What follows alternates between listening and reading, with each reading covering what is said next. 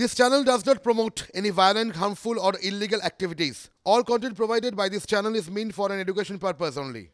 তৃণমূলের প্রার্থী তালিকায় এবার চমকের কোনো শেষ নেই। সারা দিন গড়িয়ে যেতে পারে ব্যাখ্যা বিশ্লেষণ করতে গেলে। কিন্তু যদি রাজনৈতিক চমক বলে কিছু থাকে তাহলে অবশ্যই সেটা ব্যারাকপুর, যে ব্যারাকপুরে গতবার ধুন্ধুমার লড়াই হয়েছিল। অর্জুন সিং অর্থাৎ যিনি তৃণমূলেই ছিলেন, বিদ্রোহ করে বিজেপির টিকিট পেয়েছিলেন এবং তারপর তার সঙ্গে তার ধুন্ধুমার লড়াই দীনেশ ত্রিবেদীর। সেই রকম একটা প্রেক্ষাপট কি আবার তৈরি হতে চলেছে এই ব্যারাকপুরকে কেন্দ্র করে?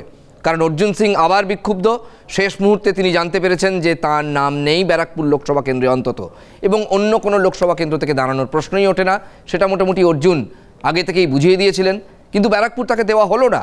তিনি প্রকাশ্যে বলছেন TV9 বাংলায় মমতা বন্দ্যোপাধ্যায় এবং অভিষেক বন্দ্যোপাধ্যায়ের প্রতি ব্যক্তিগতভাবে তার কোনো ক্ষোভ নেই। আবার এটাও বলছেন যে স্ক্রিপ্ট অর্থাৎ চিত্রনাট্য তৈরি ছিল। তিনি মনে করছেন যে দল আগে থেকেই ঠিক করে রেখেছিল প্রতিশ্রুতি ভঙ্গ করেই টিকিট তাকে দেওয়া হবে না, তাই একটা চিত্রনাট্য সাজিয়ে একাধিক বিধায়ককে দিয়ে বারবার তার এগেনস্টে বলানো হচ্ছিল। আজকে তার কাছে গোটা বিষয়টা পরিষ্কার হয়ে গেছে। অর্জুন সিং সেটা বলছেন। তিনি কি আবার কোনো মরিয়া পদক্ষেপ করবেন, নাকি মুখ বুঝেই এই কোট আনকোট অস্বস্তি বা অপমান সয়ে বসে থাকবেন তৃণমূলেই?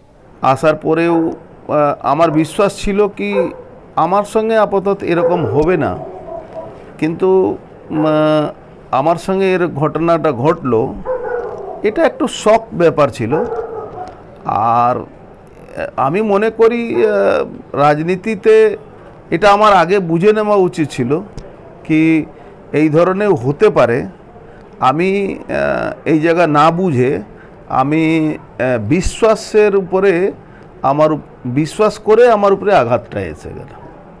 স্ক্রিপ্ট রেডি ছিল, আমাকে ওইভাবে এর মধ্যে করে নেওয়া। তো ওই স্ক্রিপ্টের অনুযায়ী তারা দুজন বিধায়ককে দিয়ে বলানো। আপনি যে কথা বলেছিলেন, আমাকে বক্সিদা বললেন কি তুমি কোনো কথা উত্তর দেবে না, কে তোমার বিরুদ্ধে কি বলছে। আমি কোনো উত্তর দিইনি, নালে এই ধরনের লোক আমার নামে গালাগালি দেওয়ার এদের ক্ষমতা নেই। কিন্তু এরা যখন দল আমাকে বলে, আমি দলের একজন সৈনিক হিসাবে আমি কাজ করছিলাম, কিন্তু আমার মনে হলো কোথাও না কোথাও আমার ভুল হয়েছে কি আমি বিশ্বাস করেছি আর দল আমার উপরে বিশ্বাস করেনি। আচ্ছা, প্রার্থী কি কম পড়েছে? আজকে ব্রিগেডের মঞ্চ থেকে 42 জন প্রার্থীর নাম ঘোষণা করলো তৃণমূল কংগ্রেস, যার মধ্যে 11 জন বিধায়ক, তার মধ্যে আবার 2 জন মন্ত্রীও। বিজেপি রাজ্যে যে 20 জনের নাম ঘোষণা করেছে তার মধ্যে 4 জন বিধায়ক। একবার ভেবে দেখুন, এরা যদি জেতেন তাহলে আসনগুলোতে উপনির্বাচন হবে, আর নির্বাচন মানে আরও একটা খরচ। কুচবিহার থেকে তৃণমূল কংগ্রেস প্রার্থী 2024 সাধারণ নির্বাচনে বাংলার হয়ে লড়াই করবেন জগদীশ চন্দ্র বাসুনিয়া।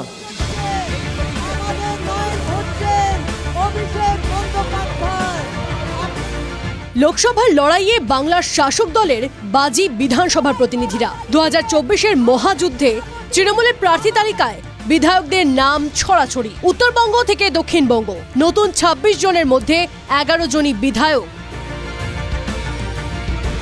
কোচবিহার কেন্দ্রে তৃণমূল প্রার্থী করেছে জগদীশ চন্দ্র বসুনিয়াকে, যিনি সিতাইয়ের তৃণমূল বিধায়ক। জলপাইগুড়িতে ঘাসফুলের প্রার্থী নির্মল চন্দ্র রায়, কয়েক মাস আগে যিনি ধূপগুড়ি থেকে উপনির্বাচনে জেতেন। বালুরঘাটের প্রার্থী বিপ্লব মিত্র আবার মমতা বন্দ্যোপাধ্যায় মন্ত্রিসভার সদস্য। বিপ্লব হরিরামপুরের বিধায়ক। আমরা অনেকটা অ্যাডভান্টেজিয়াস পজিশনে আছি, সুতরাং আমি খুব আত্মবিশ্বাসী যে অবশ্যই বালুরঘাট সিট পুনরুদ্ধার করে আমাদের নেত্রী মমতা ব্যানার্জির হাতে তুলে দিতে পারব। কোচবিহার, জলপাইগুড়ি, বালুরঘাটের মতো উত্তরবঙ্গের আর এক কেন্দ্র রায়গঞ্জে রয়েছে চমক।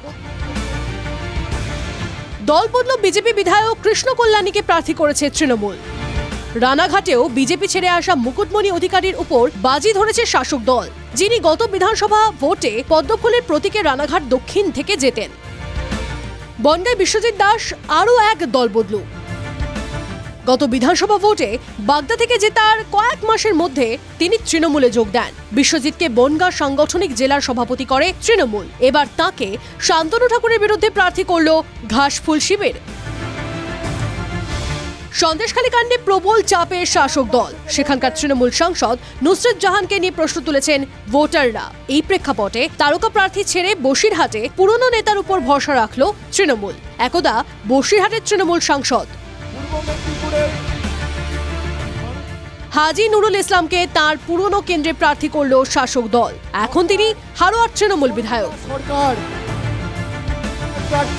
প্রার্থী তালিকায় বিরাট চমক ব্যারাকপুরে। গত লোকসভা ভোটে বিজেপির টিকিট জিতেও 21 বিধানসভা ভোটের পর তৃণমূলে যোগ দেন অর্জুন সিং। তবে ব্যারাকপুরে ঘাসফুলের হয়ে শিকে ছিড়ল না অর্জুনের। ব্যারাকপুর লোকসভা আসনে মন্ত্রী পার্থ ভৌমিককে প্রার্থী করল তৃণমূল, যিনি আবার নৈহাটির বিধায়ক। তার সাথে খেয়াল লড়াই, মানুষ লড়বে, কোনো লড়াই নেই। নাম ঘোষণা হওয়ার পর কিরকম মনে হচ্ছে, কি প্রত্যাশা রয়েছে? মানে অ্যাকচুয়ালি আমি তো এটার জন্য রেডি ছিলাম না। মানুষই ঠিক করবে, দল যবে আজ অব্দি যবে যা দায়িত্ব দিয়েছে তাই পালন করেছে। অভিষেক ঘনিষ্ঠ পটাশপুরের বিধায়ক উত্তম বারিককে কাঁথিতে প্রার্থী করেছে তৃণমূল। মেদিনীপুরের তৃণমূল বিধায়ক জুন মালিয়াও এবার লোকসভার লড়াইয়ে। বাঁকুড়া পুনরুদ্ধারে তৃণমূলের ভরসা তালডাংরার তৃণমূল বিধায়ক অরূপ চক্রবর্তী। তৃণমূলের তালিকায় বিধায়কদের ছড়াছড়ি। বাংলায় প্রথম দফায় প্রার্থী তালিকায় দেখা গেছে বিজেপির 4 বিধায়ক লোকসভার লড়াইয়ে নেমেছেন। বাংলার শাসক দলের কি প্রার্থী কম পড়েছে, যার জন্য বিধায়কদের লোকসভার লড়াইয়ে নামাতে হলো? প্রশ্ন তুলেছে বিরোধীরা। তৃণমূলের 11 জন বিধায়ক জিতলে আবার সেই কেন্দ্রে উপনির্বাচন হবে।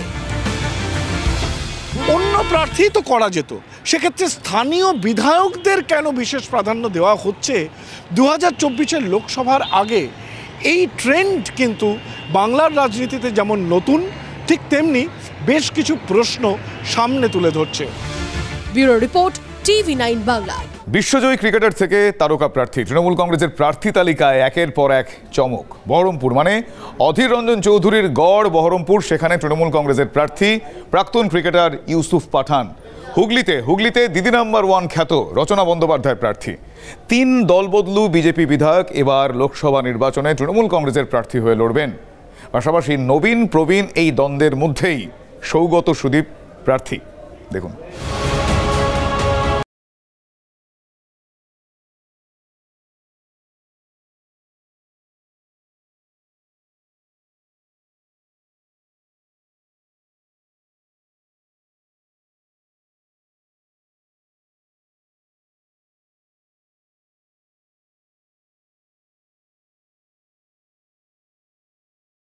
বহরমপুর থেকে তৃণমূল কংগ্রেসের প্রার্থী, বাংলার প্রার্থী,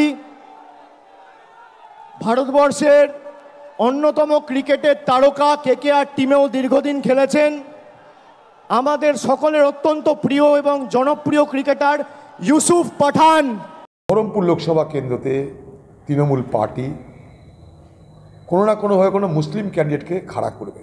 কংগ্রেস আর তৃণমূলের মধ্যে সংখ্যালঘু ভোটের বিভাজন ঘটাতে হবে। লক্ষ্য একটা অধীর চৌধুরীকে হারাও।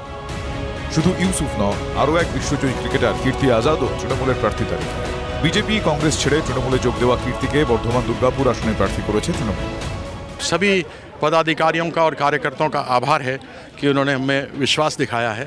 अब हम यही चाहेंगे कि दुर्गापुर के लोग, जो जनता जनार्दन होती है, वह आशीर्वाद दें, उन लोगों का आशीर्वाद मिले, वहाँ से हमें जिताएं, जिससे कि हम दुर्गापुर की आवाज़ को बुलंद कर सके पार्लियामेंट में। দিদি নাম্বার 1 থেকে দিদির দলে তৃণমূলের প্রার্থী তালিকায় আরও একটি চমকপ্রদ নাম রচনা বন্দ্যোপাধ্যায়। হুগলি আসনে বিজেপির তারকা প্রার্থী লকেটের বিরুদ্ধে ঘাসফুলের তাস রচনা। দিদি নাম্বার 1 তো আমার এখন নিজের বাড়ি হয়ে গেছে, নিজের ঘর হয়ে গেছে। রাজনীতিতে নতুন করতে এসেছি। সব থেকে বড় কথা, দিদি নাম্বার 1-এ যেরকমভাবে সকলের মন জয় করতে পেরেছি, রাজনীতিও এমন একটা জায়গা যেখানে মানুষের মন জয় করতে হয়। আশা করি সেখানে গিয়েও মানুষের মন জয় করতে পারবো। রূপলী জগতের আরও এক তারকাও এবার লোকসভার যুদ্ধে। 21 ভোটে মেদিনীপুর বিধানসভা কেন্দ্র থেকে জেতেন জুন মালিয়া। এবার লোকসভার লড়াইয়ে জুন লড়ছেন মেদিনীপুর আসনে। যাদবপুর থেকে সরে যাওয়ার বার্তা দিয়েছিলেন মিমি চক্রবর্তী। এবার দিনীকে সরিয়ে রূপলী জগতের আরও এক প্রতিনিধি সায়নী ঘোষকে প্রার্থী করল তৃণমূল কংগ্রেস। গত বিধানসভা ভোটে আসানসোল দক্ষিণ থেকে ঘাসফুলের প্রতীকে হেরে গেলেও রাজনীতির ময়দান ছাড়েননি সায়নী। তাকে যুব সংগঠনের রাজ্য সভানেত্রী করে তৃণমূল কংগ্রেস। এবার লোকসভার লড়াইয়ে প্রথমবার নামছেন সায়নী। যাদবপুরের মতো প্রেস্টিজিয়াস সিট আমাকে দিয়েছে মমতা বন্দ্যোপাধ্যায়, অভিষেক বন্দ্যোপাধ্যায়। আমার কাছে অনেক বড় ব্যাপার। যাদবপুরের মানুষ সবসময় তৃণমূলের ওপর আস্থা রেখেছে। আমার বিশ্বাস যে পুনরায় তারা নিজেদের আস্থা রাখবে। প্রার্থী ঘোষণার অনেক আগে থেকে নবীন প্রবীণ টানাপোড়েন চলেছে শাসক দলে। এই পরিস্থিতিতে ফের প্রার্থী হলেন প্রবীণ, সুদীপ বন্দ্যোপাধ্যায়, সৌগত রায়। আমি কলকাতা শহরে 9 বার জিতেছি, নতুন করে কিছু বলার নেই। 4 বার এমএলএ, 5 বার এমপি, তা আমি আর কি বলবো? প্রার্থী হয়েছি, লড়বো। এই তাপস রায় চলে যাবে, কোনো সব বিষয়ে আমি আলোচনা করি না।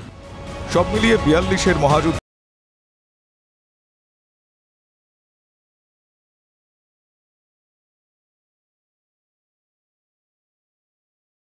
করে বাজি ধরা। Bureau report, TV9 Bangla.